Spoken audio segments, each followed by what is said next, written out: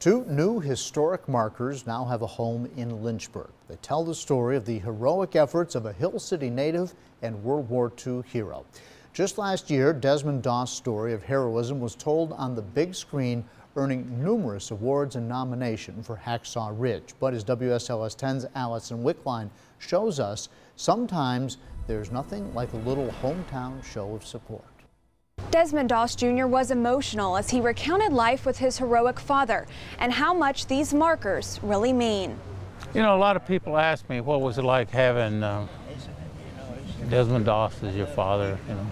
And it's kind of an interesting question because to me, he was just my dad. I mean, that was it. He was just my dad. Desmond Doss Jr. spent much of Monday mingling with old family friends and fans of his father. Even today, years after his father's passing, the man behind the movie is simply his dad.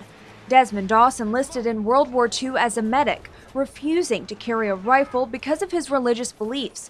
He later saved more than 75 men at Hacksaw Ridge.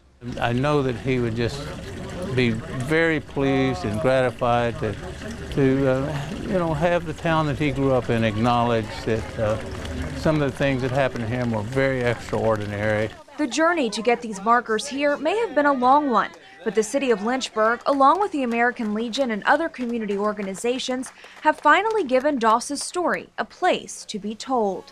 While he was recognized all across the country in monuments and statues, memorials and things, that was lacking in Lynchburg, Virginia, his hometown. I'm just proud to see this come to a fulfillment.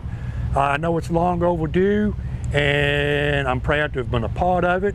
Doss Jr. says he hopes the markers will serve as a reminder that strength of character can sometimes be the strongest tool we have. Hopefully people will become aware of what his message was, which was, unconditional love and acceptance and forgiveness and compassion for other human beings, because that's what he was really all about.